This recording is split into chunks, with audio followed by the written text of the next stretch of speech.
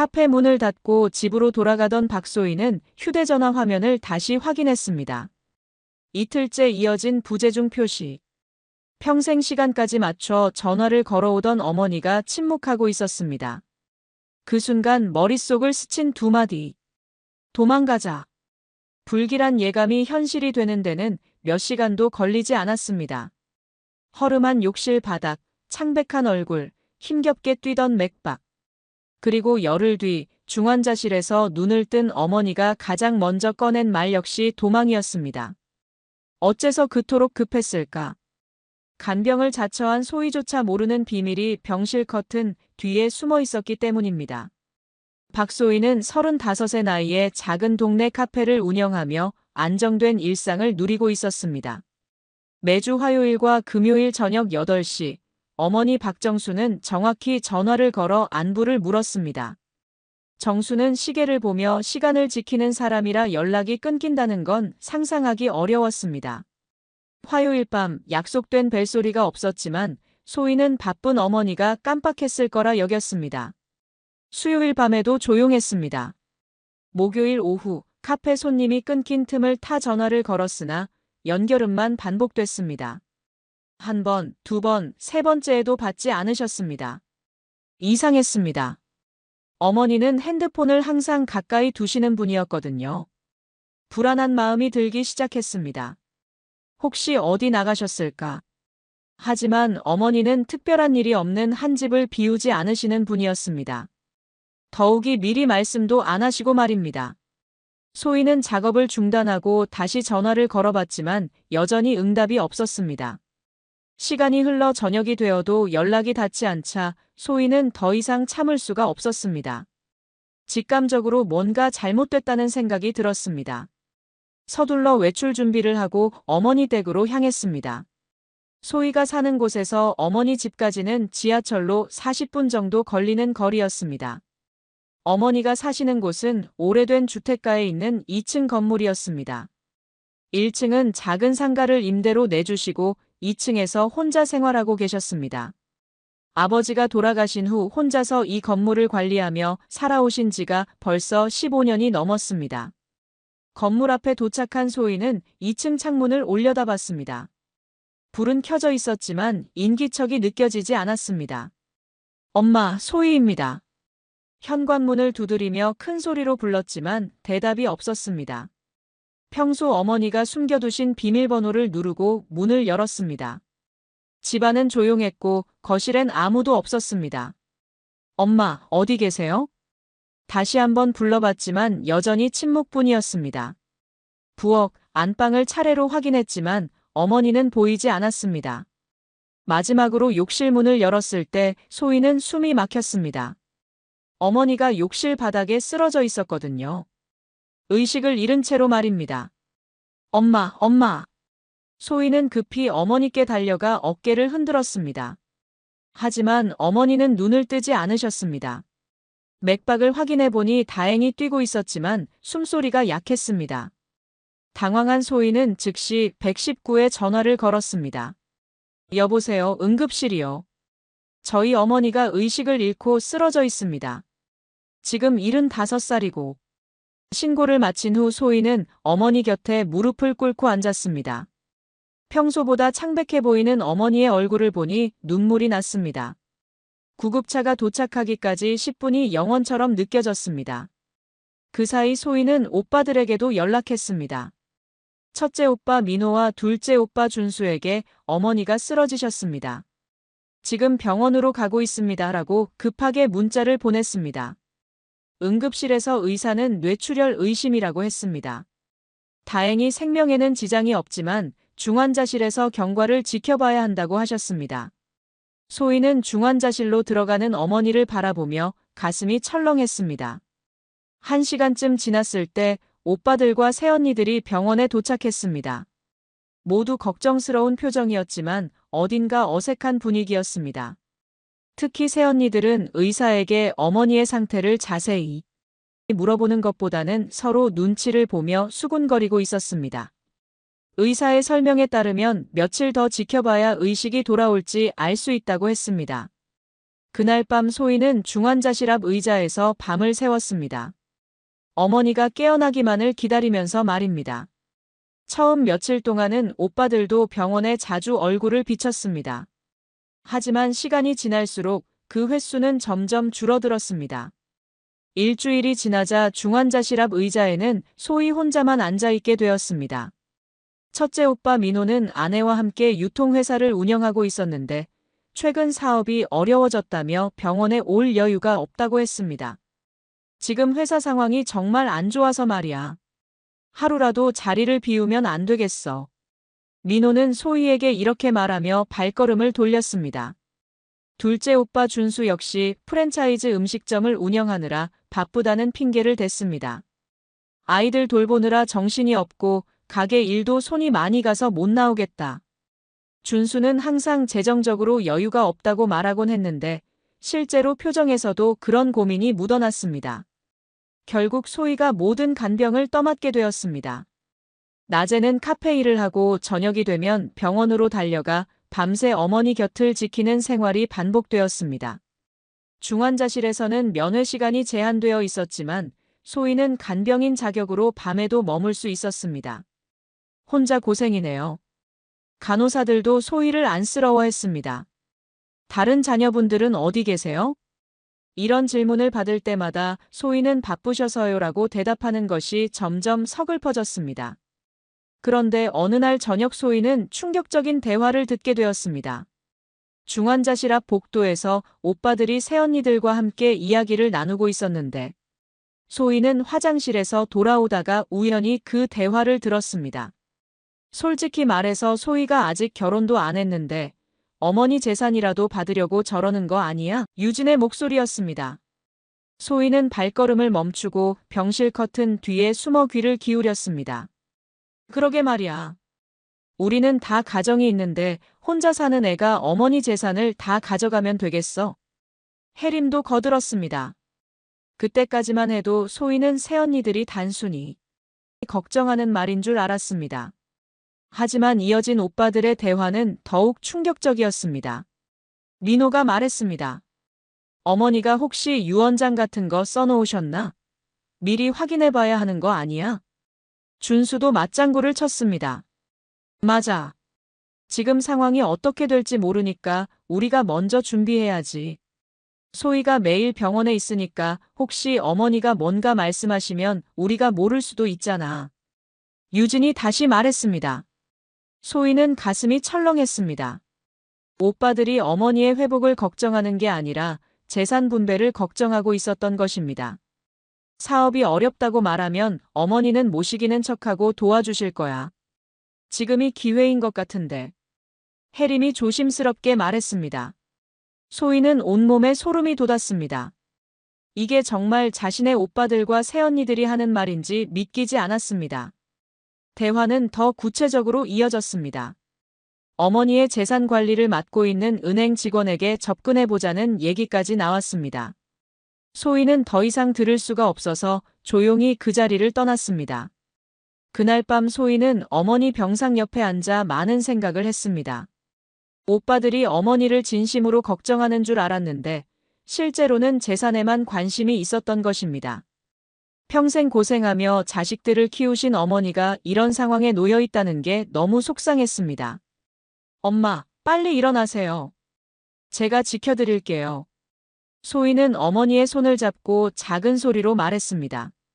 의식이 없는 어머니의 얼굴을 보니 눈물이 났습니다. 그때는 몰랐지만 어머니는 이미 모든 것을 알고 계셨던 것입니다. 이번에도 어김없이 소희는 병실 의자에서 하루를 마감하고 있었습니다. 10일째 되는 밤이었습니다. 번역 작업으로 지친 몸이었지만 어머니 곁을 떠날 수가 없었습니다. 의자에 몸을 맡기고 깜빡 잠이 들었는데 희미한 인기척에 눈을 떴습니다. 소희가 눈을 비비며 고개를 들었을 때 믿을 수 없는 광경이 펼쳐졌습니다. 어머니가 눈을 뜨고 소희를 바라보고 있었던 것입니다. 10일 동안 의식을 잃고 계셨던 어머니가 말입니다. 엄마. 소희는 벌떡 일어나 어머니에게 달려갔습니다. 정말 깨어나셨어요? 엄마 괜찮으세요? 목소리가 떨렸습니다. 너무 기뻐서 울음이 터질 것 같았습니다. 하지만 어머니는 주변을 두리번거리며 조심스럽게 주위를 살폈습니다. 그리고 소희에게 작은 목소리로 말씀하셨습니다.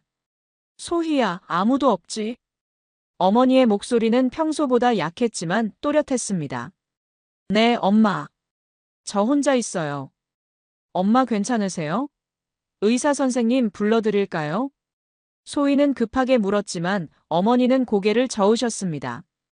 잠깐만. 우리 도망가자. 어머니의 갑작스러운 말에 소희는 당황했습니다. 도망가다니요. 엄마 지금 병원에 계시는 거예요. 의식을 잃으셨다가 이제 깨어나신 거고요. 어머니는 소희의 손을 꽉 잡으며 말씀하셨습니다. 소희야, 나는 처음부터 다 알고 있었어. 이 말의 의미를 이해할 수 없었던 소희는 더욱 혼란스러웠습니다. 뭘 알고 계셨다는 거예요? 내 아들들이 한 말 다 들었어. 그리고 그 사람들이 뭘 계획하고 있는지도 알고 있다고. 어머니의 눈빛이 평소와 달리 날카로웠습니다. 소희는 가슴이 철렁했습니다. 어머니가 오빠들의 대화를 들으셨다는 건가요? 엄마, 그게 무슨...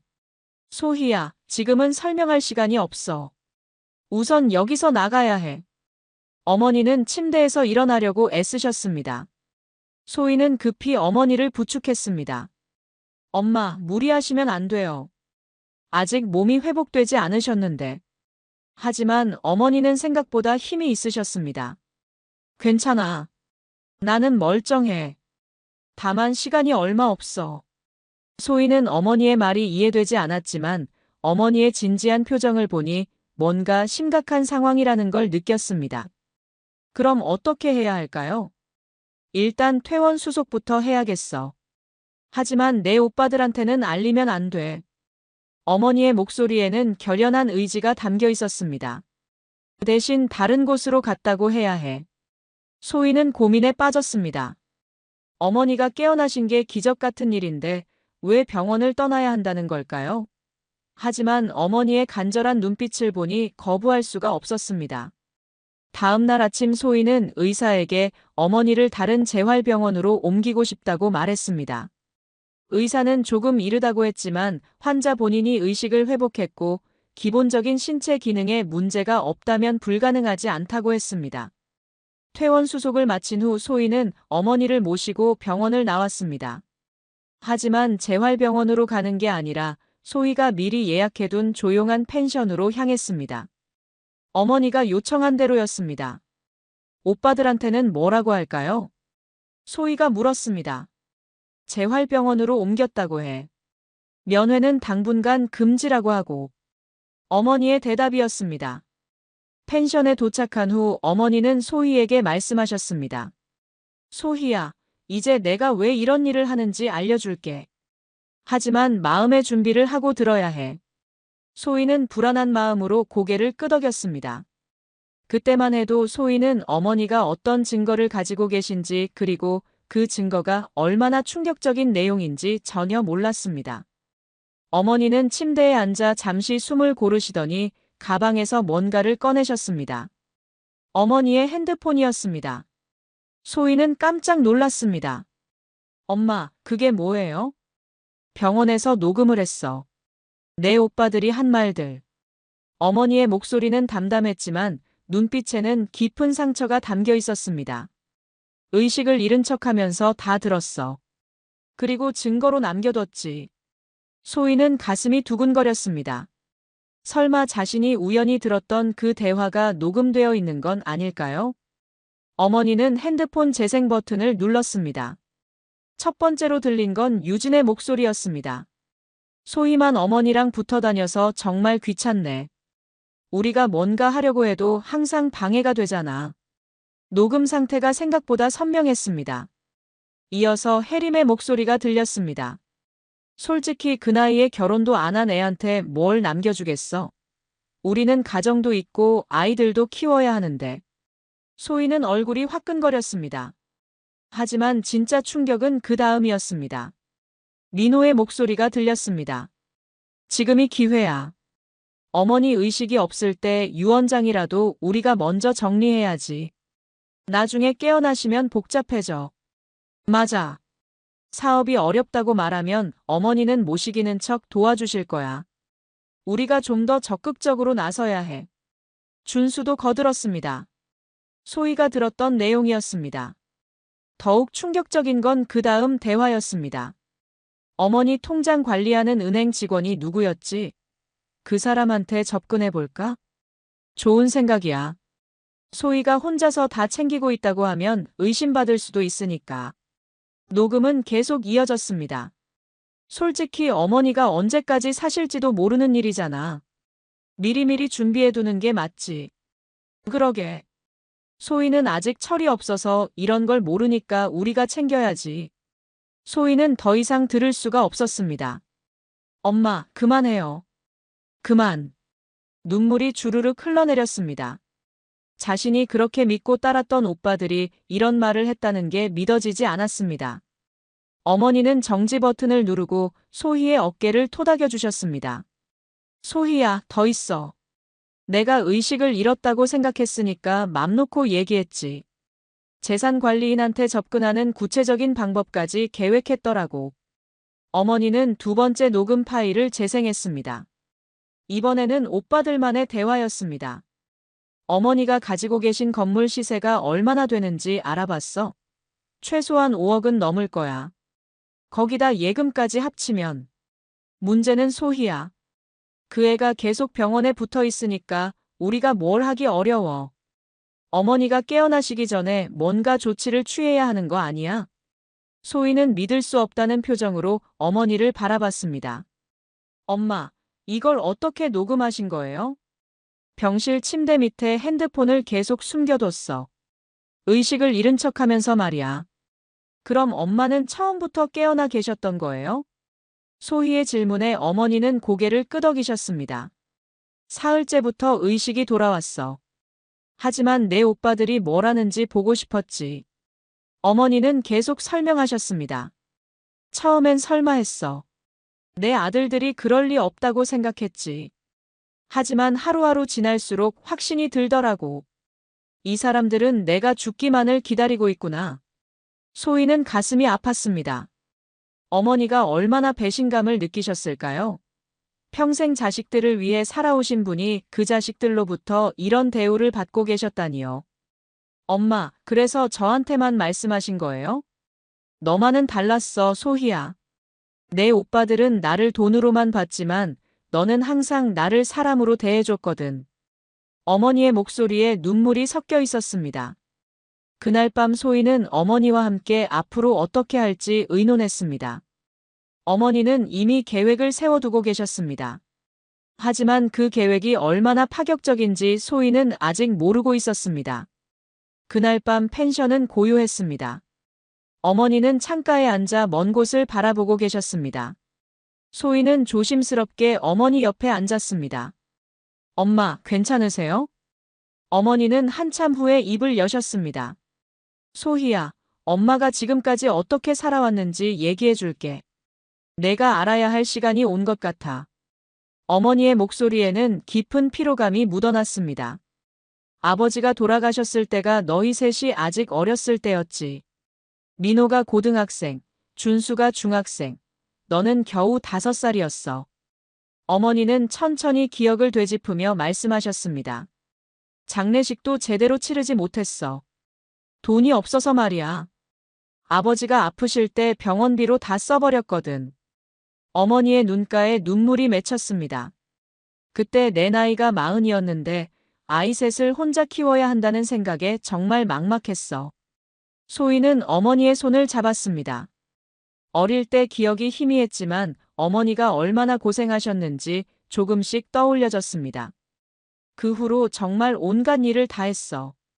새벽에는 식당에서 설거지하고 낮에는 청소일하고 저녁에는 반찬 배달까지 했지. 어머니는 계속 말씀하셨습니다. 손가락이 까질 정도로 일했는데도 생활비가 부족했어. 그런데 오빠들은 그때 뭘 하고 있었는지 기억 안 나시나요? 소희가 조심스럽게 물었습니다. 민호는 공부한다고 학원 보내달라고 했고 준수는 친구들이 다 하는 거 자기도 하고 싶다고 했지.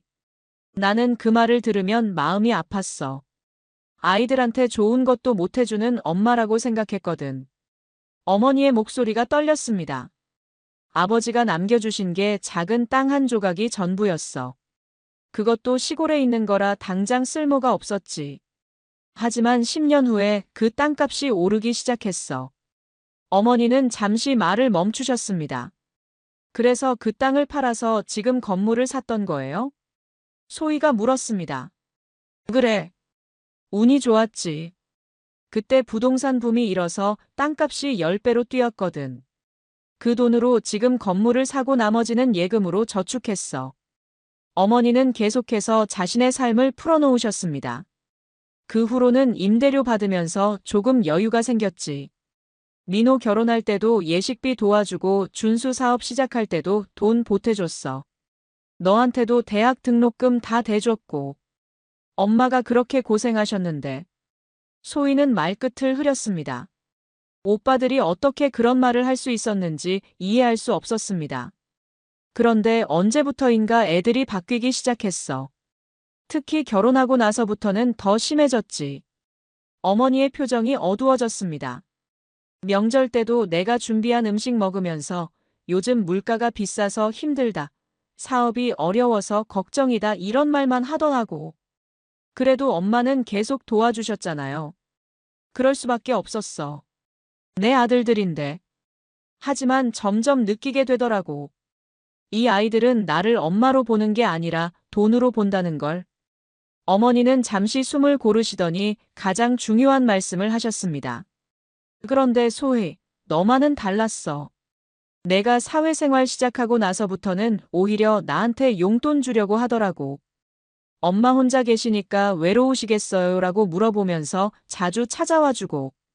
소희는 눈물이 났습니다. 당연한 거잖아요. 엄마가 저를 키워주셨는데. 당연한 게 아니야. 요즘 세상에 부모 챙기는 자식이 얼마나 되겠어. 어머니는 소희의 머리를 쓰다듬으셨습니다. 내 오빠들은 내가 언제 죽을지만 기다리고 있어. 하지만 너는 내가 건강하게 오래 살기를 바라잖아. 엄마. 그래서 결정했어. 내 마지막 선택을 너한테 맡기기로. 어머니의 눈빛이 결연해졌습니다. 내가 번 돈을 죽을 때까지 쓰지도 못하고 눈치만 보면서 살 수는 없거든. 며칠 후 아침 소희의 핸드폰이 요란하게 울렸습니다. 첫째 오빠 민호의 전화였습니다. 소희야, 지금 어디야? 당장 병원으로 와. 왜요? 무슨 일이에요? 소희는 일부러 놀란 척했습니다. 엄마가 없어졌어. 재활병원에서 연락 왔는데 어제부터 안 계신다는 거야. 소희는 침착하게 대답했습니다. 그럴 리가요. 제가 어제 확인했을 때는 괜찮으셨는데. 확인했다고? 넌 재활병원에 가봤어? 민호의 목소리가 날카로워졌습니다. 아니요. 전화로요. 면회 금지라고 해서. 지금 당장 뭔가 이상해. 전화가 끊어진 후 소희는 어머니를 돌아봤습니다. 어머니는 태연하게 차를 마시고 계셨습니다. 드디어 시작이네. 어머니가 말씀하셨습니다. 엄마, 정말 괜찮을까요? 소희는 여전히 걱정이 되었습니다. 괜찮아. 이제 진실을 알 때가 됐어. 1시간 후 소희가 재활병원에 도착했을 때 오빠들과 새언니들이 모두 모여 있었습니다. 민호와 준수의 얼굴은 분노로 일그러져 있었습니다. 소희야, 엄마 어디 숨겼어? 준수가 다짜고짜 따졌습니다. 숨겼다니요? 저도 모르는데요. 소희는 차분하게 대답했습니다. 거짓말하지 마. 재활병원에서는 애초에 우리 엄마가 입원한 적이 없다고 하더라고. 민호가 소리쳤습니다. 주변 사람들이 쳐다봤습니다. 유진이 나섰습니다. 소희, 솔직히 말해봐. 어머니를 어디로 모셨어? 저는 정말 모르겠어요. 며칠 전에 재활병원으로 옮긴다고 들었는데. 그럼 엄마 핸드폰은 왜 안 받아? 혜림이 추궁했습니다. 아마 재활 치료 받으시느라 바쁘신 거 아닐까요? 소희의 대답에 새언니들이 의심스러운 눈빛을 보냈습니다. 혜림이 말했습니다. 이상하네요. 어머니가 갑자기 사라지시고 연락도 안 되고. 혹시 소희가 뭔가 알고 있는 거 아니야? 뭘 안다는 거예요? 소희가 반문했습니다. 어머니 재산 문제 말이야. 유진이 직설적으로 말했습니다. 혹시 소희가 어머님을 설득해서 유언장 같은 걸 쓰게 한 거 아니야? 소희는 가슴이 뛰었지만 침착함을 유지했습니다. 그런 일은 없어요. 제가 왜 그런 일을 하겠어요? 솔직히 말해봐, 소희야. 민호가 소희에게 다가왔습니다. 너 혼자 사니까 엄마 재산에 관심 있는 거 맞지? 우리는 다 가정이 있어서 바쁘니까 틈을 타려는 거고. 이때 준수도 거들었습니다. 맞아. 평소에 엄마한테만 잘하더니 이런 속셈이었구나. 우리가 바쁘다고 병원 못 다닐 때 뭔가 꾸민 거지. 새언니들은 더욱 구체적으로 압박했습니다. 소혜, 이런 식으로 나오면 우리는 법적 조치를 취할 수도 있어. 무슨 법적 조치요? 어머님을 강압에 의해 감금했다든지 혹은 사문서 위조 같은. 소희는 더 이상 참을 수 없었습니다. 어머니가 준비해 주신 핸드폰을 가방에서 꺼냈습니다. 정말로 알고 싶으시다면 이걸 들어보세요. 그게 뭔데? 민호가 물었습니다. 엄마가 병원에서 녹음하신 거예요. 오빠들이 한 말들이요. 소희는 재생 버튼을 눌렀습니다. 유진의 목소리가 선명하게 흘러나왔습니다. 소희만 엄마랑 붙어 다녀서 정말 귀찮네. 오빠들과 새언니들의 얼굴이 하얗게 변했습니다. 녹음은 계속 이어졌습니다. 솔직히 그 나이에 결혼도 안 한 애한테 뭘 남겨주겠어? 혜림의 목소리였습니다. 오빠들의 대화까지 나오자 모두 할 말을 잃었습니다. 사업이 어렵다고 말하면 어머니는 모시기는 척 도와주실 거야. 어머니 통장 관리하는 은행 직원한테 접근해 볼까? 녹음이 끝나자 주변이 조용해졌습니다. 소희는 차분하게 말했습니다. 엄마는 사흘째부터 의식이 돌아오셨어요. 그리고 오빠들이 하는 말을 다 들으셨고요. 이건 민호가 말을 더듬었습니다. 엄마가 의식이 있으셨다고? 준수도 믿을 수 없다는 표정이었습니다. 네. 그래서 엄마가 직접 결정하신 거예요. 더 이상 오빠들을 자식으로 생각하지 않으시겠다고. 소희의 말에 새언니들이 당황했습니다. 그럼 어머님은 지금 어디에? 안전한 곳에 계세요.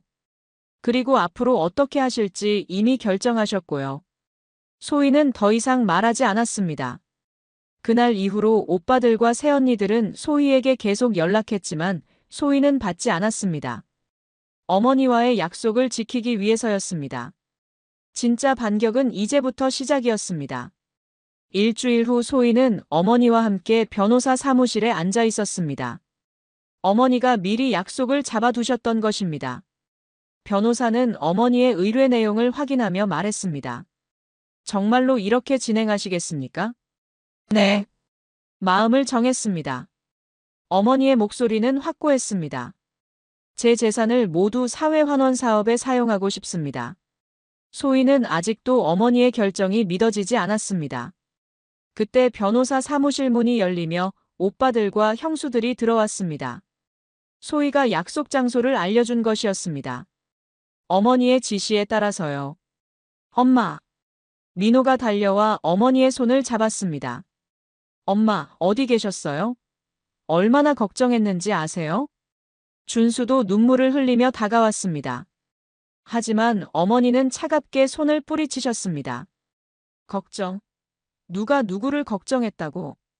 어머니의 목소리에는 분노가 담겨 있었습니다.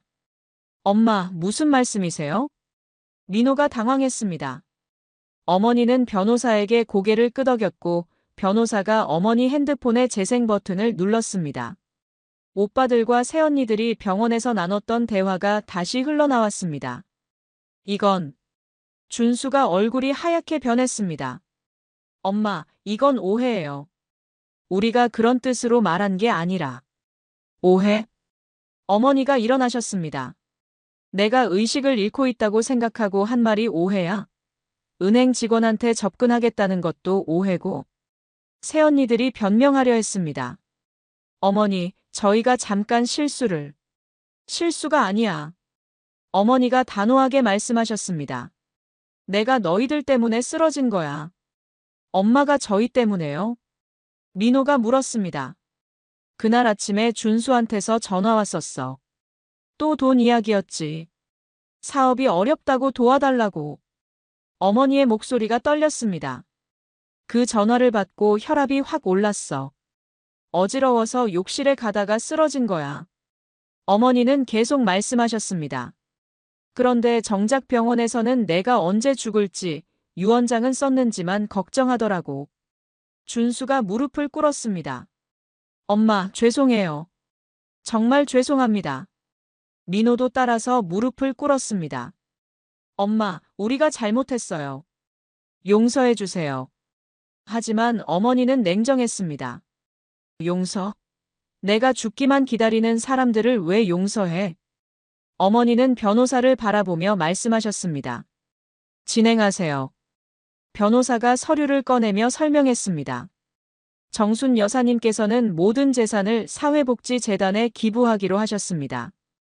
구체적으로는 혼자 사는 어르신들을 위한 커뮤니티 센터 건립과 운영에 사용될 예정입니다. 뭐라고? 유진이 벌떡 일어났습니다. 그럼 자녀들한테는 아무것도 안 남겨주신다는 거예요? 내 돈을 내가 어떻게 쓰든 상관없잖아. 어머니가 단호하게 말씀하셨습니다. 너희들이 원하는 건 내 죽음이었으니까 그냥 그렇게 생각해. 새언니들이 항의했습니다. 이건 너무하시는 거 아닙니까? 자식들이 있는데. 자식? 어머니가 웃으셨습니다. 나는 이제 너희들을 자식으로 생각하지 않아. 나는 절연을 선언한다. 엄마. 준수가 울부짖었습니다. 정말 용서 안 해주실 거예요? 소희 빼고는 더 이상 내 자식이 아니야. 어머니의 말에 오빠들이 소희를 노려봤습니다. 소희, 너 엄마를 꿰어낸 거지? 민호가 소희에게 따졌습니다. 하지만 어머니가 막아서셨습니다. 소희는 아무 잘못 없어. 이건 내 결정이야. 변호사가 다시 설명했습니다. 그리고 이 모든 사업의 실행권은 소희 씨에게 위임하셨습니다. 소희 씨가 센터 책임자가 되어 어르신들을 돌보는 일을 하게 됩니다. 소희는 아직도 모든 게 꿈 같았습니다. 엄마, 정말 괜찮으세요? 괜찮습니다. 이제야 마음이 편해집니다. 어머니는 소희의 손을 잡으셨습니다. 오빠들과 형수들은 한참 동안 항의했지만 어머니의 마음은 이미 굳어져 있었습니다. 결국 그들은 아무것도 얻지 못한 채 변호사 사무실을 나갔습니다. 소희야, 이제 정말 시작입니다. 어머니가 말씀하셨습니다. 내가 꿈꾸던 일을 해보자. 소희는 고개를 끄덕였습니다. 새로운 삶이 기다리고 있었습니다. 6개월 후 서울 외곽의 작은 마을에 조용히 개소된 복지센터가 있었습니다. 간판에는 한샘 어르신 돌봄센터라는 이름이 정성스럽게 새겨져 있었습니다. 소희는 센터 앞에 서서 그 간판을 바라보며 감회에 젖었습니다. 소희야, 어서 와. 센터 안에서 어머니가 부르셨습니다. 어머니는 앞치마를 두르고 어르신들의 점심 준비를 하고 계셨습니다. 75의 나이에도 불구하고 표정이 한결 밝아 보이셨습니다. 소희는 회사를 그만두고 센터 책임자가 되었습니다. 처음엔 걱정이 많았지만 어르신들과 함께하는 시간이 생각보다 보람찼습니다. 매일 20여 명의 어르신들이 센터를 찾아와 식사도 하고 이야기도 나누며 시간을 보내셨습니다. 오늘 새로 오신 분 계세요? 소희가 물었습니다. 응. 바로 옆 동네에서 혼자 사시는 분입니다. 자식들이 다 멀리 살아서 외롭다고 하시더라고요. 어머니가 답하셨습니다. 센터에는 식당, 휴게실, 작은 도서관, 그리고 상담실이 있었습니다. 어르신들은 여기서 함께 식사하고 책도 읽고 때로는 소희나 어머니와 상담도 하셨습니다. 혼자 사는 어르신들에게는 제2의 집 같은 곳이었습니다. 정순 씨, 오늘도 수고 많으셨습니다. 80대 할아버지가 어머니께 인사하셨습니다. 뭘요, 저도 여기서 이렇게 지내니까 좋습니다. 어머니는 환하게 웃으시며 대답하셨습니다. 소희는 어머니가 이렇게 행복해하시는 모습을 본 적이 없었습니다. 예전에는 항상 걱정이 많으셨는데 지금은 정말 편안해 보이셨거든요. 점심시간이 끝나고 어르신들이 돌아가신 후 어머니와 소희는 센터 정리를 하며 이야기를 나눴습니다. 엄마, 후회 안 하세요? 소희가 조심스럽게 물었습니다. 후회? 전혀. 어머니는 단호하게 말씀하셨습니다. 이제야 숨이 쉬어집니다. 너랑 이렇게 살아가는 이 시간이 내가 평생 바라던 가족이었습니다. 그때 센터 전화가 울렸습니다. 지역 방송국에서 인터뷰 요청 전화였습니다. 센터가 입소문을 타면서 여러 매체에서 관심을 보이기 시작했거든요. 며칠 후 방송 인터뷰가 진행되었습니다. 기자가 소희에게 물었습니다. 어떻게 이런 센터를 만들 생각을 하셨나요? 소희는 잠시 생각한 후 대답했습니다. 저희 어머니를 보면서 깨달은 게 있습니다. 사람은 결국 자신을 있는 그대로 봐준 사람을 가장 오래 기억하는 것 같습니다.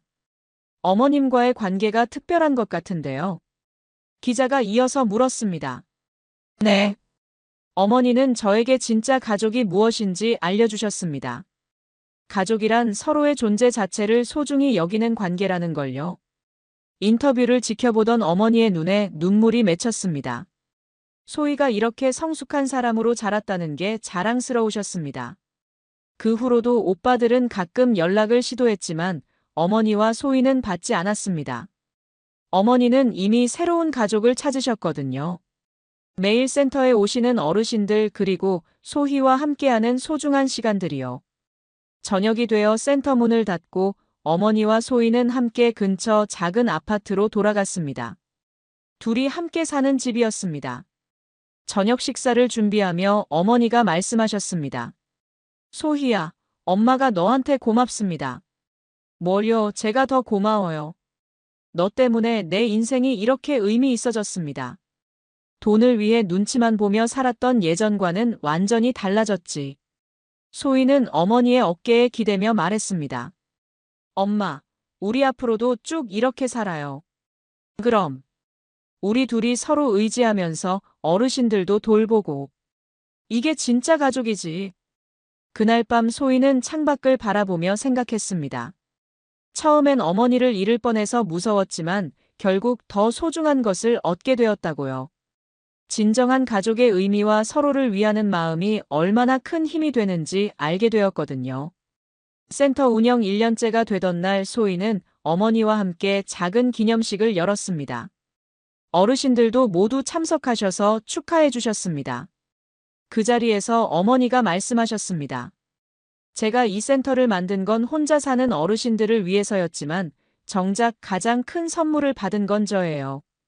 진짜 가족이 뭔지 깨닫게 되었거든요. 소희는 그 말을 들으며 가슴이 뭉클했습니다. 어머니와 자신이 만들어가는 이 작은 공동체가 세상에서 가장 따뜻한 가족이라는 생각이 들었거든요. 피로 이어진 관계보다 마음으로 이어진 관계가 더 소중하다는 걸 어머니를 통해 배우게 되었습니다. 한 사람의 이야기가 누군가의 위로가 되길 바라며 오늘의 이야기를 마칩니다. 구독과 좋아요는 저희에게 큰 힘이 됩니다. 건강하고 행복한 하루 되세요.